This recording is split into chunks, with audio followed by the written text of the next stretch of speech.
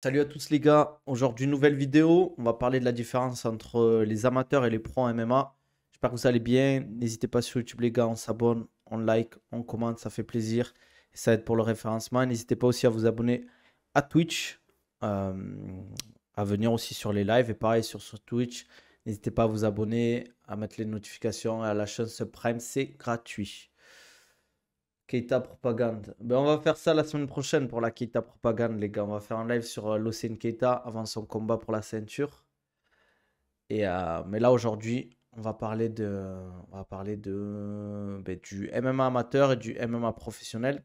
La différence, qu'est-ce que ça implique en termes de règles, en termes d'investissement. Moi, déjà, je trouve que le niveau amateur, il a énormément évolué, surtout en France, parce qu'on avait quand même pas mal de retard. On n'avait pas beaucoup de combattants qui faisaient, par exemple, les IMAF, les championnats de France, championnats d'Europe, championnats du monde, par exemple, par rapport aux Belges qui ont, eux, une grosse expérience amateur et surtout qui restent beaucoup plus longtemps en amateur que nous. C'est pour ça qu'aussi les Belges ont un très bon niveau en amateur. Même si ils ont de très bons combattants, etc., c'est qu'ils restent beaucoup plus longtemps en amateur. On a des mecs de 24, 25 ans qui sont encore amateurs.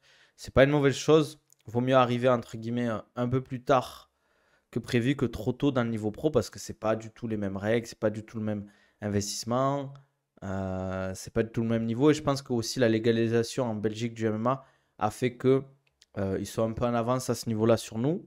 Après, c'est normal, ça reste un petit pays. C'est pour ça que nous, niveau pro, on est au-dessus des Belges, quoi. Donc, déjà au niveau des règles, après, ça dépend des organisations.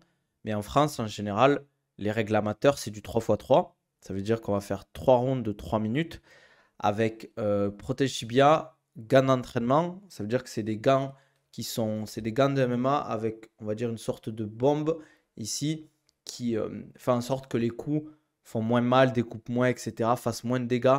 Et je trouve que c'est bien quand même pour les amateurs que dès le début, tu ne te manges pas des castagnes avec des gants de 4 roses là qui t'envoient des marmites. Et aussi, ils ont les protège tibia, mais c'est des petits protège tibia, on va pas se mentir. Après, des fois, il y a des règles, par exemple, coup de genou à la tête interdit, coup de coude au sol interdit. Mais ça, c'est souvent en France. Par exemple, au HFC, je crois que le niveau amateur, il y a pas de. En amateur, il n'y a même pas de protège tibia, rien quoi. C'est des règles de pro, c'est juste le format 3x3 qui. 3x3 au lieu de 3x5. Donc, déjà, ça joue. On perd quand même. On perd 6 minutes de combat sur 3 rounds. C'est énorme, 6 minutes de combat. Il peut se passer beaucoup de choses. Et souvent aussi, dans le format amateur, les cages sont petites, même, voire très petites des fois. Donc souvent, coup de pied quand l'adversaire au sol, c'est autorisé. Ça, c'est autorisé en pro qu'au One Championship. Et sûrement deux orgas des pays de l'Est, mais ça, je connais pas. Mais à l'UFC, c'est interdit. En fait, quand tu as plus de 2 points de contact au sol, c'est-à-dire que tu as 3 points de contact au sol, ben, c'est interdit de mettre un coup de pied à la tête ou coup de genou à la tête. As le droit au corps, au sol, mais pas à la tête. Euh, Beaucoup moins de KO. Ouais, je dirais qu'il y a beaucoup moins de KO, mais non, ouais, il y a beaucoup moins de KO quand même.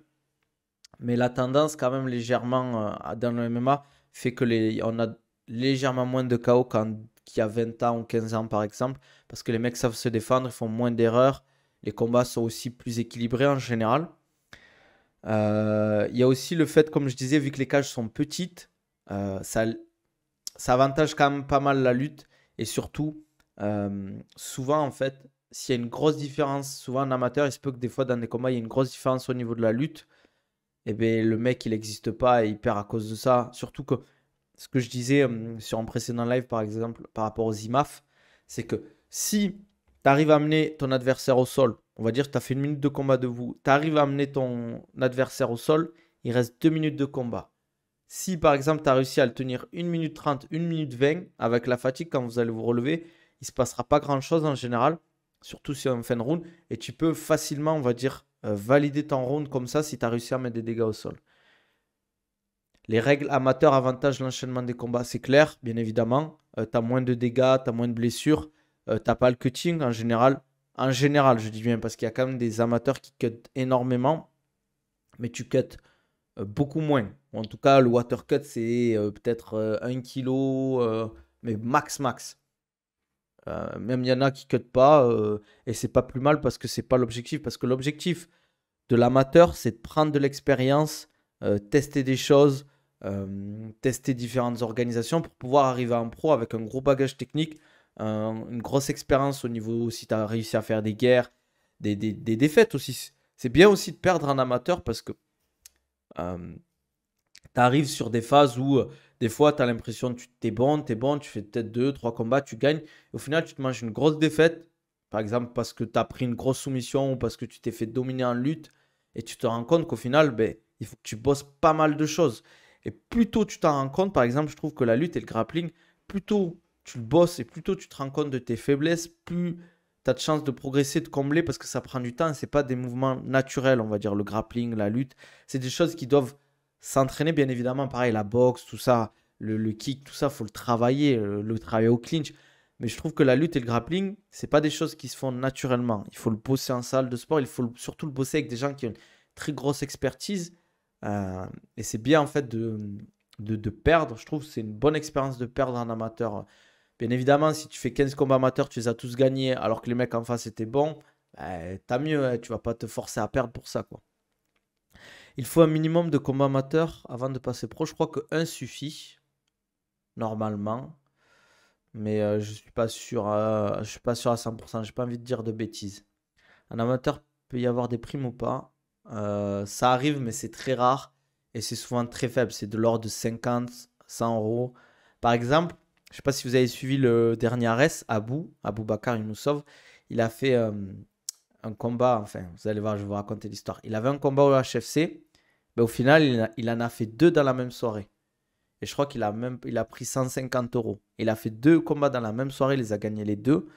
Et dans la même soirée, quoi. Ouais, c'est rien, hein. Souvent, en fait, les mecs perdent de l'argent quand ils combattent en amateur parce qu'ils doivent se déplacer à l'autre bout de la France ou faire des trajets de 300 km entre l'essence, péage et des fois l'hôtel aussi. Mais tu perds de l'argent, hein.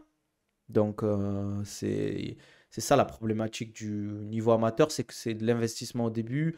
Des fois, les coachs, ils peuvent pas se permettre de t'accompagner. Donc, souvent, c'était le sparring partner ou tes potes. C'est beaucoup d'investissement. Même de la part des coachs, c'est beaucoup d'investissement. Donc, c'est pour ça que l'amateur aussi, c'est bien d'y aller progressivement. Et je trouve qu'il devrait y avoir peut-être trois niveaux en tout. On va dire un niveau débutant amateur, et après le niveau amateur, on va dire confirmé, puis le niveau pro. Parce que des fois, en fait, en amateur, on a des combattants qui font 3, 4 combats et qui peuvent combattre des mecs qui ont 20 combats en amateur. Je trouve ça dommage. Surtout que le niveau amateur, les organisations, c'est pas du tout le même niveau. Je te donne, il y a un petit gala de MMA amateur. Tu vas faire un combat face à un mec d'un club qui fait ça, entre guillemets, je parle, plus du loisir, mais il veut tenter l'expérience. Tu vas tomber sur un mec peut-être qui a 6 mois, 1 an d'expérience, tandis que tu peux tomber sur des mecs, par exemple, aux IMAF, qui ont fait 10 ans de lutte, qui sont mis au MMA, qui ont 5 ans de MMA derrière, qui ont un niveau exceptionnel, parce que des fois, les mecs en amateur, ils ont le niveau pro, ils ont large le niveau pro, ils ont large le niveau pour faire des combats pro et même être meilleur que des pros qui ont des palmarès, on va dire, du 2-0 ou 3-0 par exemple. Un bon combattant amateur sera-t-il forcément un bon combattant pro? Euh, Ça dépend ce que tu appelles un bon combat amateur. Faudrait que tu me donnes l'exemple d'un combattant par exemple. Ouais, c'est ça ce qui s'est passé à La Rochelle l'année dernière. Il s'était passé quoi à La Rochelle? Tu parles de quoi là? Ouais, c'est ça qui revient beaucoup en France. Tu as beaucoup d'amateurs qui font des sparring avec des pros et qui ont un très gros niveau et qui combattent des vrais amateurs. Mais c'est chaud de réguler ça. Mais par exemple, Axel Alfandari, je trouvais que en amateur, il avait vraiment le niveau pour combattre en pro en fait. Je le trouve vraiment bon ce gars-là. Maintenant, il va faire son premier combat pro bientôt. À l'US Métro, il s'entraîne. Grosse salle, il a mis les choses en place, je trouve. Ce mec est de Castres en fait. Il est de ma ville à l'origine. Il allait des fois s'entraîner à Toulouse. Franchement, il a charbonné quoi. Genre Paul ou Vidal. euh, Paul ou Vidal. Je pense que ça peut être des bons combattants pro. Après, je ne sais pas si ils performeront à très haut niveau en pro. Pour le moment, c'est trop tôt pour le dire. Euh, pour Paul, je pense qu'il peut faire quelque chose sans forcément, je dis, aller à l'UFC ou pas. Parce que niveau pro, il faut y aller. Il faut faire quelques combats avant de vraiment se donner une idée, quoi. Donc, voilà. Après, en amateur, tu as des règles sur les combats, genre un 2-0 peut jouer un mec avec 20 combats. Je crois que oui, ça peut se faire ça. Je crois que ça peut se faire, ça pose pas de problème en général. Mais par exemple, au dernier AEF à Rennes, je crois qu'il y avait un mec, il avait même pas 6-7 combats. Il a combattu un mec qui avait plus de 20 combats en amateur, quoi. C'est ça qui m'a choqué un peu.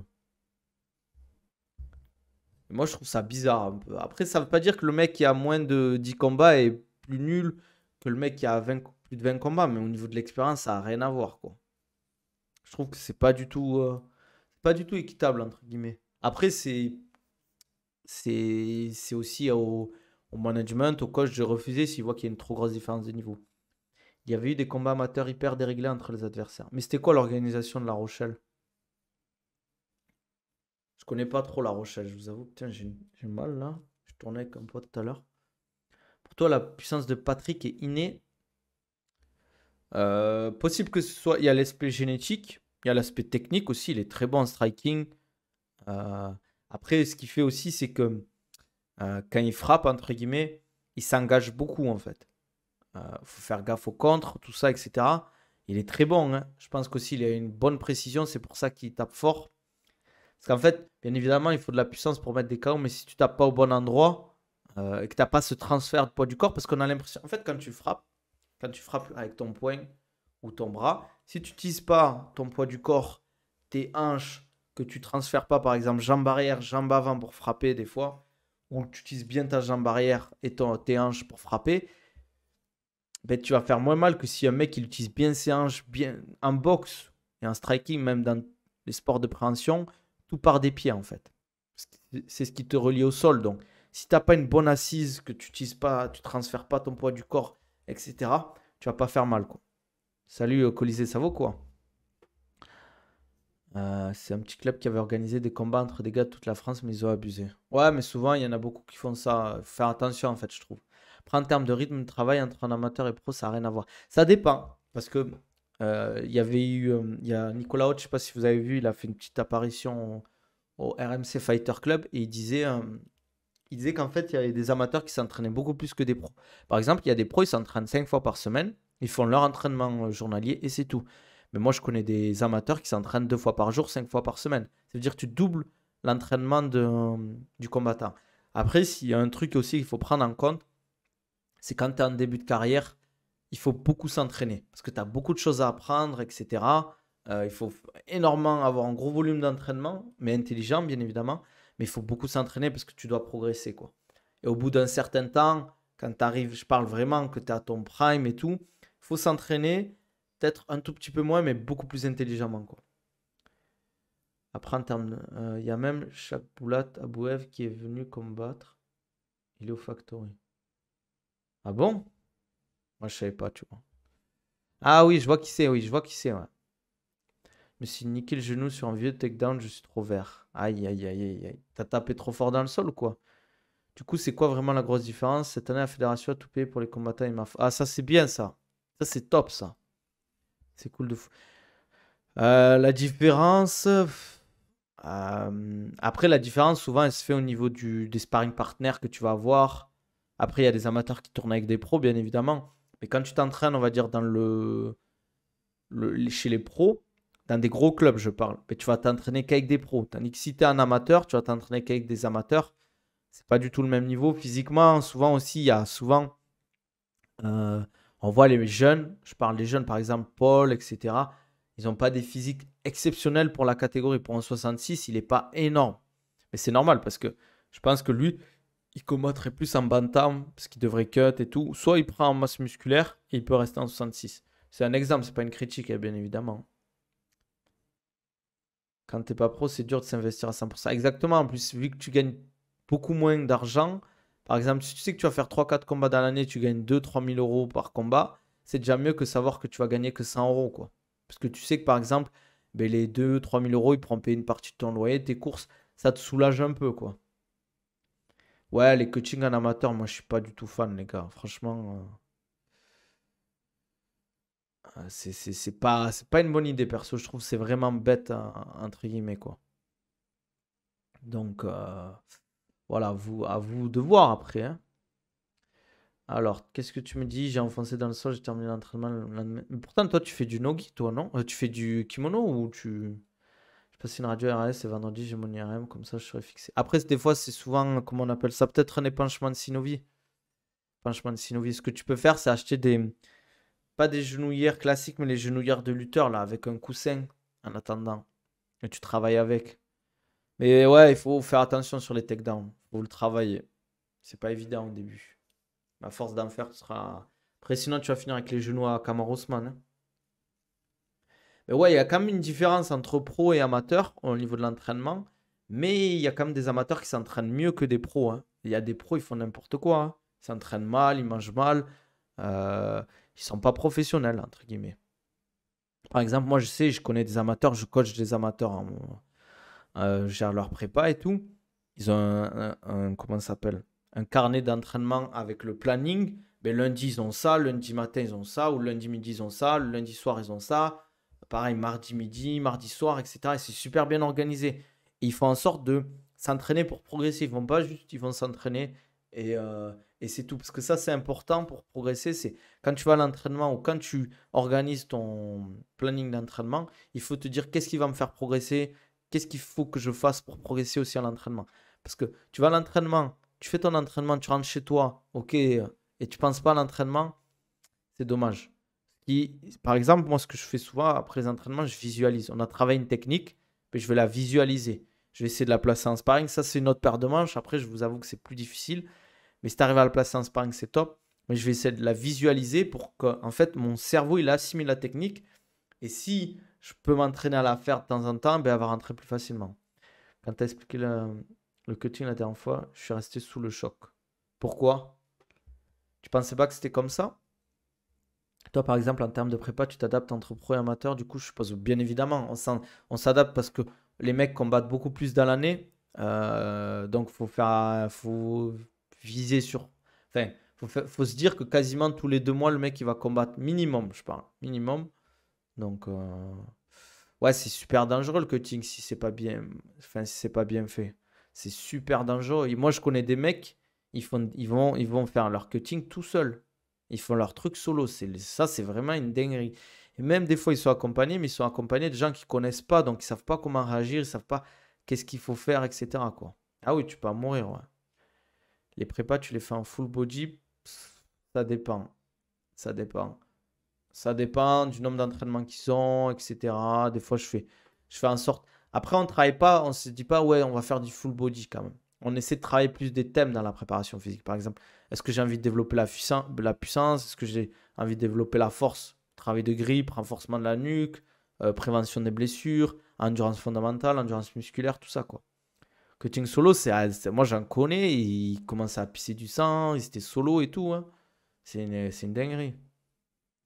Ah, En plus, le coaching, c'est vraiment un truc difficile. Donc, si tu as accompagné de gens que tu apprécies, qui arrivent à détendre l'atmosphère, à te faire passer le temps, je vous jure, c'est trop bien. Mais si tu es seul, en plus tu es dans le dur, mais waouh, mentalement, c'est dur, hein. Mais vous avez des médecins dans la chambre avec vous, du matériel médical si jamais le coaching se passe mal. Médecin, non. Matériel médical, oui. Après, on n'est pas fait pour. Par exemple, s'il se passe un truc, on a des trucs pour faciliter, entre guillemets, mais on n'est pas des médecins. On n'est pas des médecins. En général, s'il y a un truc qui va pas, après moi, ça m'est jamais arrivé, alhamdoulilah. On appelle direct les urgences ou direct un médecin, quoi, pour demander un avis, etc., quoi. Non, moi, je suis pas médecin, les gars. Après, j'ai quand même pas mal de notions, mais je suis pas médecin. T'inquiète, quand je... Ouais, bah, avec plaisir, hein. Mais je sais plus ce que je voulais dire. Euh, Par exemple, Nicolas Haute, quand il y avait eu le truc avec Ramzan, ils avaient appelé un médecin, je crois. Ou je sais plus s'il était allé voir un médecin pour son truc rénal, etc.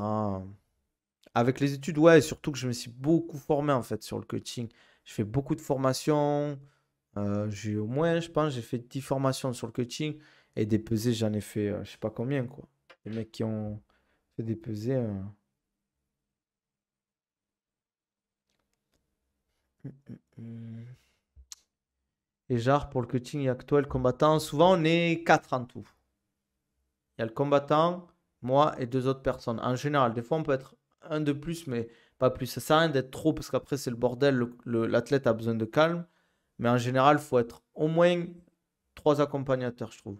Surtout, en fait, si c'est un gros gabarit. Un mec qui a un 61, allez, un 66 à la limite. Mais quand tu commences parce qu'en fait, par exemple, je vous donne un exemple. Si le mec, tu dois le porter, le soulever et le déplacer, si c'est un poids mort, c'est compliqué à déplacer, quoi. Si tu pouvais choisir quel combattant tu aimerais entraîner? Euh, Welcome salam, Yous, ça va ou quoi? Euh, Quel combattant j'aimerais entraîner? Franchement, c'est une bonne question. Après, je t'avoue que là, actuellement, les combattants que j'ai, je kiffe et j'ai envie de les amener au plus haut. Donc, déjà, tu vois, je suis bien avec ce que j'ai, on va dire. J'ai pas de combattant en tête que je kifferais coacher là. Franchement, peut-être que avec le recul, je me dirais, Ramzat, il te fait de l'œil. Ouais, je crois qu'il a déjà son préparateur physique et coach mental, oui, pour certains, je pense que ça peut aider. Par exemple, moi, je connais des athlètes qui auraient besoin d'un coach mental. Si tu pouvais choisir dans le top mondial, Toporia, j'aime bien. Il y a Toporia, j'aimerais bien le coacher. Euh, Il y a qui aussi? Il y a qui? Ouais, Toporia, j'aimerais bien. En fait, dans le top, le problème, c'est que c'est déjà des machines de guerre. C'est déjà des machines de fou, quoi. Ouais, il y a Toporia, je dirais. Après, peut-être un poids lourd, ça m'intéresserait aussi. Un vrai poids lourd à haut niveau, quoi. Pour toi, est-ce qu'il faudrait mettre les peser plus proche du combat ou ça fait partie du sport? Non, non, non, c'est une très mauvaise idée. Parce qu'en fait, le problème, c'est que tu empêches les athlètes de bien recharger. En général, c'est 36 heures après la pesée. Ça te permet de bien recharger. En fait, le truc de faire les pesées avant le combat, c'est vraiment une mauvaise idée. Ou de faire des pesées où tu n'as pas le droit de remonter un certain poids.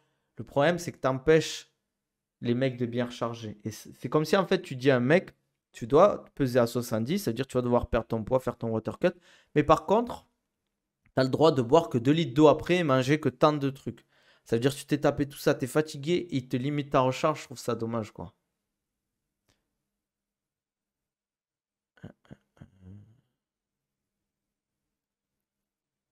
Après, coacher des mecs qui parlent pas français ni anglais, c'est une barrière, je pense. Ouais, c'est clair, hein, c'est clair. Il faut que ça se comprenne, quoi. Faut découper les catégories de poids, c'est mieux déjà. Ouais, faire plus de catégories, je pense, c'est bien. T'as qui comme combattant en ce moment? J'en ai pas mal en vrai. Après, il y a des mecs que vous connaissez pas, mais j'ai pas mal de pros et d'amateurs. Mais c'est sain de reprendre autant de kilos après la pesée, c'est le yo-yo un peu. C'est pas sain. C'est pas sain, entre guillemets, c'est juste que t'as pas le choix. Mais sur le long terme, c'est pas bon de faire des yo-yo comme ça. Ça crée beaucoup de troubles du comportement alimentaire. Euh, Tu abîmes aussi comment ça s'appelle? Ton organisme, ça c'est clair. Ça c'est clair. En fait, c'est pas anodin ce genre de choses. C'est pas du tout anodin. C'est pour ça il faut faire attention à ce qu'on fait, etc., quoi. Donc, franchement, faut être bien accompagné par des professionnels pour les peser, les recharges et tout. Surtout parce que on joue sur la santé des athlètes. Attendez, je fais juste un petit truc.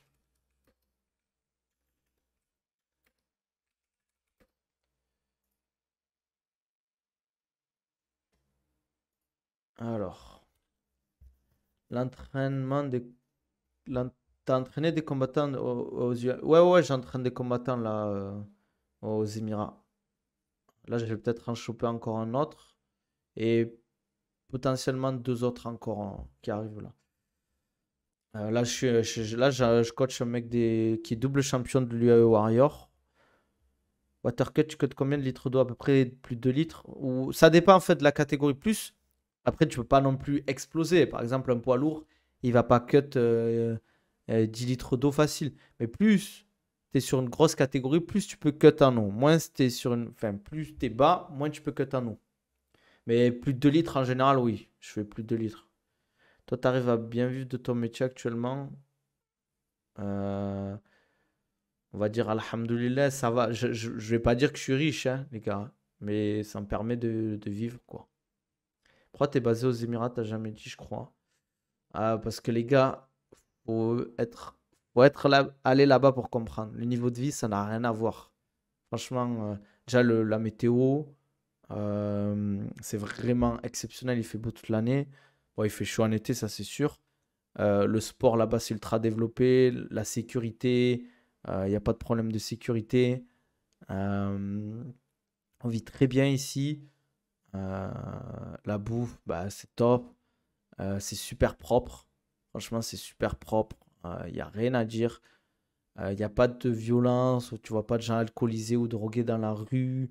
Par exemple, les enfants et les femmes peuvent se balader la nuit. Tu sais qu'il leur arrivera rien. Et ça, c'est un truc de fou. Après, moi, je suis musulman et vu que c'est un pays musulman, je vous avoue que c'est plus facile de vivre là-bas. Ça joue beaucoup et ça se développe énormément en fait là-bas. Puis il y a tellement de choses à faire, je trouve. Toulouse te manque pas? Non, franchement, Toulouse me manque pas du tout quoi. Après, ça joue aussi parce que ça se développe énormément. Là, il y a une nouvelle organisation qui arrive aux Émirats. Ben, il y a l'UFC Abu Dhabi, il y a l'UFC Riyad qui arrive. Euh, Après, je fais beaucoup de coaching à distance. Beaucoup, beaucoup de coaching à distance pour les combattants. Les hébergements, c'est cher. Je dirais que c'est un poil moins cher que Paris si tu cherches pas des quartiers ultra ouf. Mais après, c'est beaucoup plus grand. Euh, Par exemple, ben, si à Paris, tu veux un 70 mètres carrés, bah, tu as intérêt à t'accrocher, quoi. Tandis qu'ici, ben, tu en as un 70 mètres carrés pour 1000-1200 € par mois, quoi. Tu peux alterner France-Arabie. France-Émirats, j'aurais pu, mais moi, je veux quand même m'installer, quoi. Ici, dans le coin, en tout cas. D'ailleurs, j'hésitais entre ben, Émirats, c'est facile pour l'installation. Mais j'aime bien aussi Arabie Saoudite parce qu'ils se développent énormément dans le sport, que ce soit dans le sport de combat, le foot, on le voit, hein, la F1, tout ça, quoi. J'aimerais bien développer un business ici. Après, on est encore au début. Je viens d'arriver, les gars, hein. Faut y aller tranquille.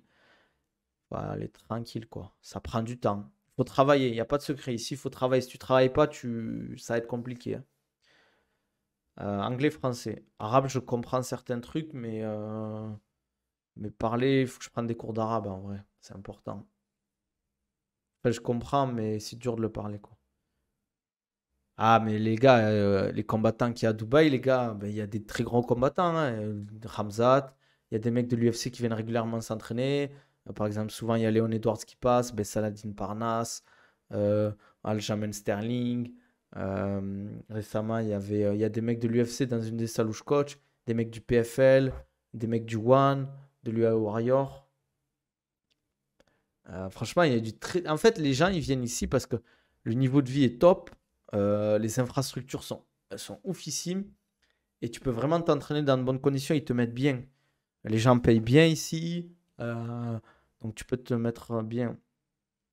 Ouais, les comme Salam, Hamza, ça va quoi? Le PFL peut concurrencer l'UFC. Pour le moment, franchement, je vois pas comment ils peuvent concurrencer l'UFC. Ils sont trop loin, l'UFC. Je donne un exemple. UFC Abu Dhabi, annulation de Charles Oliveira, annulation de Paulo Costa, on a eu Volkanovski, on a eu Kamaru Usman en remplacement. Au PFL, déjà, t'as même pas ça comme combat. Et tu sais qu'en termes de remplacement, t'auras pas ça non plus, quoi.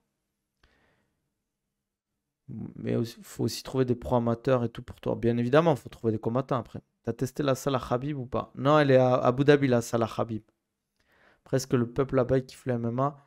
Ils sont plus foot, on va pas se mentir, mais ça se développe énormément. Il y a beaucoup de gens qui s'y mettent, beaucoup de gens qui se mettent au sport de combat. Mais ça, j'ai l'impression que c'est un peu partout dans le monde en général, quoi. Mais ils sont très foot quand même aux Émirats. Comme en Arabie Saoudite, comme dans les pays du Moyen-Orient, c'est très très foot. Aucun rapport, t'as vu la nouvelle vidéo de Doumbé? Elle est sortie quand? Je regarde pas trop ce que fait Doumbé, je veux pas vous mentir. Pas que je l'aime pas ou quoi que ce soit, hein, mais je suis pas, en fait, je suis pas trop ce qui se fait dans le MMA, tout ce qui est comique, tout ça. Je suis vraiment les trucs intéressants, je suis bien. Par exemple, Fight Mind, je regarde un peu Clément Marcoux, de temps en temps, j'aime bien. French Savagerie, je kiffe aussi. Il y a un bon créneau pour toi. Et toi, en pourcentage de personnes que tu entraînes entre France et OT? Bah, j'ai quand même encore beaucoup de Français, je dirais 80%, 90% France, 10% Émirats, quoi. YFC, tu regardes? Non, j'aime pas trop moi les YFC. C'est pas une critique, mais je trouve le niveau est pas ouf en fait. Je préfère, en fait, moi, j'aime vraiment regarder les Français et le haut niveau. Merci Yuki pour le follow. Ça fait plaisir. N'hésitez pas, les gars, à follow la chaîne. Franchement, ça me fait grave plaisir quand vous faites ça.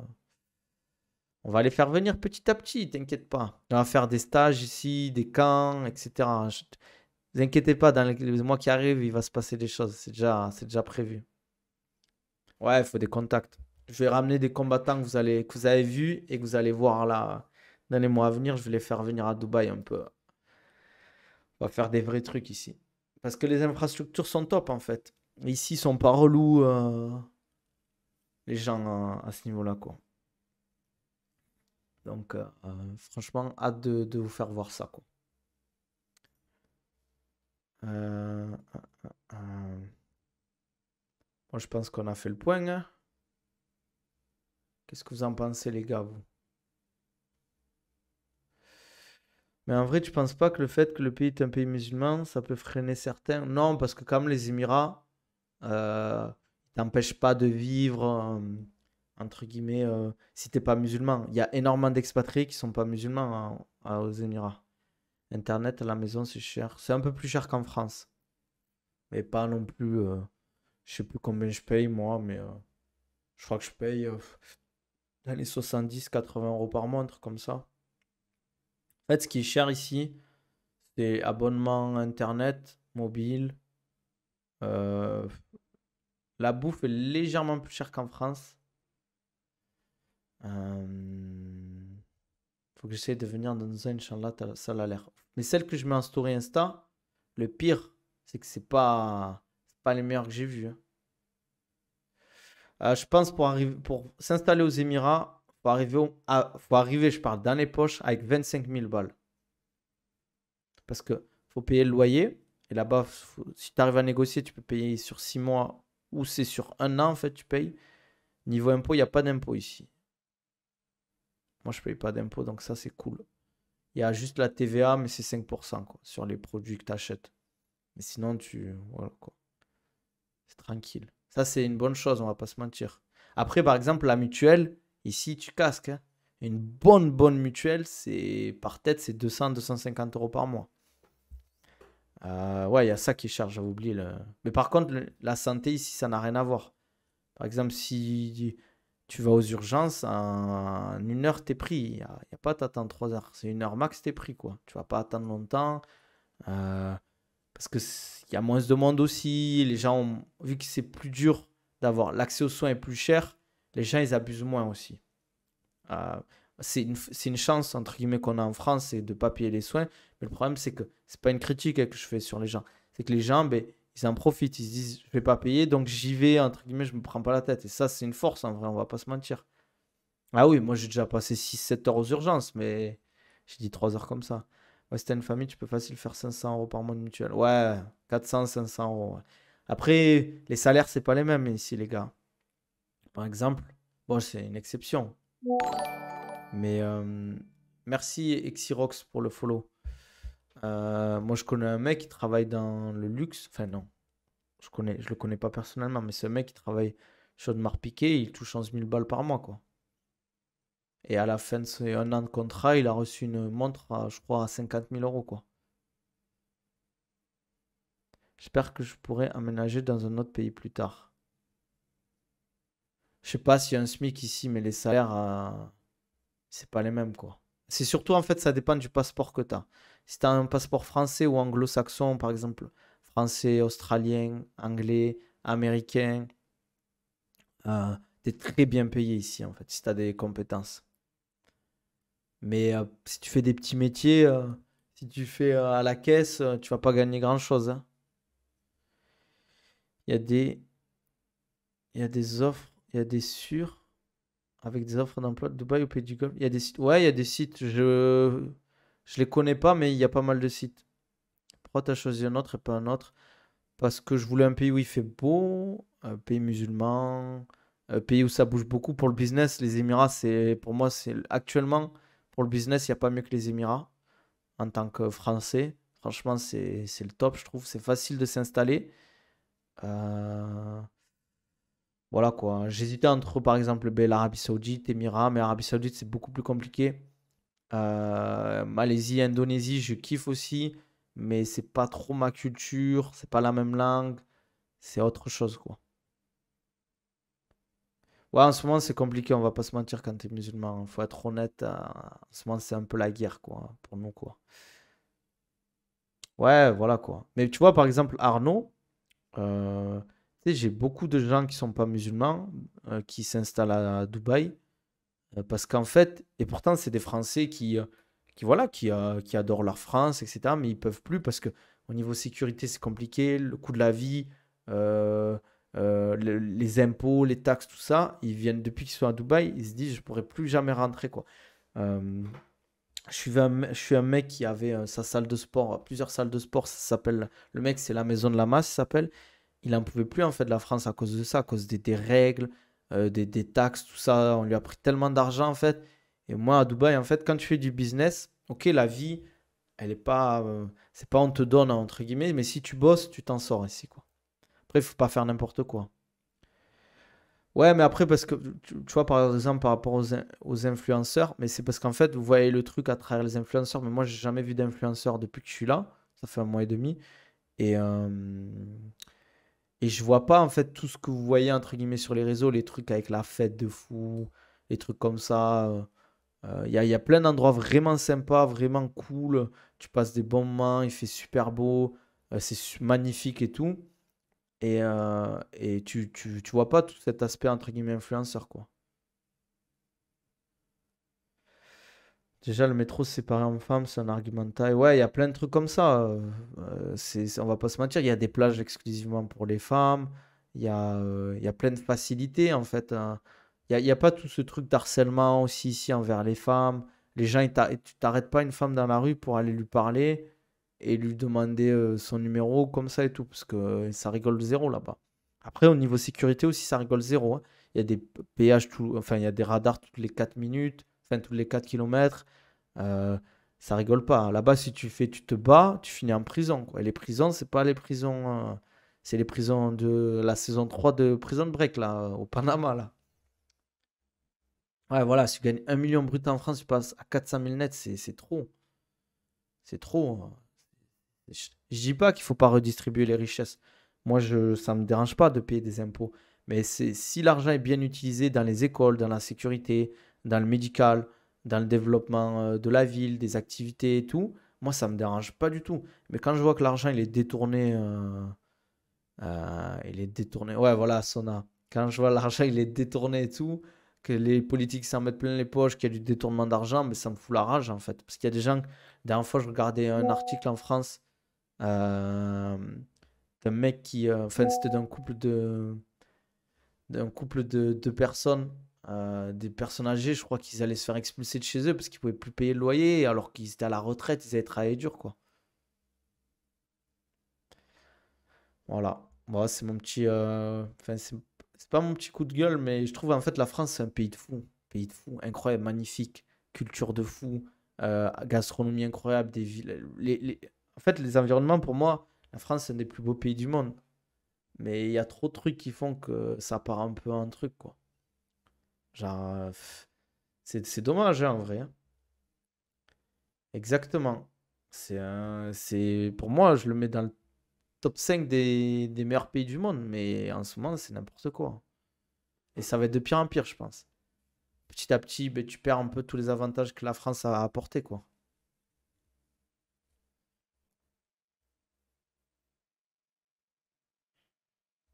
Ouais, voilà, on est d'accord. Les hôpitaux, les écoles, ça te part en ruine. Là, quand tu vois que les hôpitaux, les écoles, elles ont même plus de clim en été qu'en hiver, les petits, vu qu'il n'y a pas de chauffage, ils doivent mettre des big manteaux pendant les cours. Voilà, bientôt la sécurité sociale, elle va sauter, quoi. Je suis sûr, dans les décennies qui arrivent, pas sauter complètement, mais on n'aura plus les mêmes avantages, ça c'est sûr. Et d'ailleurs, par exemple, tout ce qui est Euh, les avantages dans le médical, on les perd. À l'école, on les perd. Le chômage. Moi, je suis pas le délire en mode faut pas faire attention, faut pas contrôler. Mais tu as cotisé. Maintenant, pour avoir ton chômage, moi, je vais vous dire un truc tout simple. Pour préparer mon concours pour être coach, moi, c'est le chômage qui m'a financé le concours. En fait, j'avais travaillé avant. J'ai fait des études, j'ai travaillé et je voulais changer, je voulais être coach. Ben, en fait, je me suis dit, pour préparer mon concours, je vais me mettre au chômage pour pouvoir le préparer dans de bonnes conditions. Sans le chômage, j'aurais, je pense, pas pu avoir mon concours, quoi. 5 degrés dans la salle de cours. Retraite à 65 ans. Ça, c'est une dinguerie. Le mec, il a travaillé toute sa vie, métier difficile. Il va faire une retraite après 60 ans. Faut arrêter, quoi. Petit à petit, en fait, tous les avantages disparaissent. C'est dommage. Ouais, il faut un concours. En fait, il faut un concours pour accéder à l'école. Parce que moi, c'était une école entre guillemets prestigieuse pour passer mes diplômes. Et ouais, en fait, mais tu vois, je te donne un exemple tout simple. En fait, pour moi, c'est le meilleur financeur des auto-entrepreneurs, des gens qui veulent se lancer. Moi, je connais plein de gens qui ont lancé leur boîte, qui ont lancé leur projet grâce au chômage. Ils ont travaillé pendant un an à la préparation du projet. Et après, derrière, le pire, c'est que derrière, en fait, ces mecs-là, ils font beaucoup d'argent. Ils vont derrière embaucher des gens, ils vont faire de l'argent. Et ça revient à la France. Donc, c'est pour ça, il faut que ce soit contrôlé. Mais par exemple, moi, si j'étais un mec qui bosse pour l'emploi, je dirais, si on me dit, ouais, euh, moi, j'ai un projet, dans 6 mois, un an, je veux lancer ma boîte, mais je veux me laisser le temps de bien préparer les choses, travailler sur le site, travailler sur le marketing, sur ça. Ben, je dis, vas-y, fonce, fais ton projet. Et si ça passe pas, ben, ça passe pas, mais au moins, tu auras essayé. Et je peux vous jurer qu'en termes d'expérience et tout, se lancer à son compte, c'est une vraie aventure et ça te grandit de fou, quoi. Non, je ne fais pas la préparation mentale. Je ne suis pas formé, même si j'ai fait pas mal de formations là-dessus, mais je ne me lance pas là-dedans parce que moi, je laisse ça plus aux psychologues du sport, sans cracher sur les préparateurs mentaux. Mais je trouve que les psychologues du sport ont ce truc vraiment en plus que n'ont pas encore les préparateurs mentaux. Parce que pour moi, c'est pas, tu fais une formation de 6 mois et tu peux être préparateur mental, je trouve. Parce que ça va au-delà de certaines choses. C'est pas une critique, hein. Je dis pas que les préparateurs mentaux sont inutiles ou quoi que ce soit, mais les préparateurs mentaux certains ont un très bon niveau. Et je dis souvent, les diplômes ne font pas la compétence. Parce qu'en fait, moi, en fait, la problématique, c'est que de la préparation physique du coaching, c'est que tu dois gérer plein de choses. Tu dois gérer ça, la nutrition. Moi, en plus, je gère le cutting. Si tu dois gérer en plus la préparation mentale, ouais, c'est compliqué, hein. C'est très compliqué, hein. En fait, il faut se dire toujours, dans tous les domaines, plus tu te spécialises, plus tu seras bon dans ton domaine. Plus tu te généralises, tu vas toucher plus de personnes, mais tu seras moins bon. Et moi, je préfère travailler avec des mecs qui sont spécialistes de leur domaine. Par exemple, je vous donne un exemple tout bête. Vous voulez changer votre carrosserie, vous allez chez le mécano qui fait tout, vous allez chez le carrossier. Vous allez chez le carrossier parce que lui, c'est spécialiste de la carrosserie. Tous les pros à MMA, ils ont un psychologue du sport, un préparateur mental. Je ne sais même pas s'il y a 1% des gens qui ont un préparateur mental en MMA. J'ai un peu de nutrition dans mon coaching. Mais en général, je délègue à un professionnel. J'ai un collègue avec qui je bosse souvent. C'est lui qui gère la nutrition, quoi. Antoine de Liftit. Bon, les gars, on va se laisser là. Euh, on a fait un bon stream aujourd'hui, je suis content. Gros, gros, gros, gros stream. Euh, on revient demain. Non, demain, peut-être je ferai un stream entre midi et 2, je pense. Mais, euh, mais ouais, demain, un stream entre midi et 2. On a fait un stream de 46 minutes. J'ai battu mon record de stream en ce moment-là, des récents streams. N'hésitez pas, les gars, à vous abonner. Lâchez, il est 21h47 ici. Il est un peu tard. Il est 21h47. On se dit à demain. Prenez soin de vous. N'hésitez pas à vous abonner, les gars, sur YouTube. Pareil, lâchez-moi un petit un petit like. Ça fait toujours plaisir. Abonnez-vous à la chaîne. Venez sur Twitch. Pareil sur Twitch. Un petit sub Prime. Si vous avez Amazon Prime, c'est gratuit. Et abonnez-vous. Mettez les notifications. On se dit à la prochaine. Allez.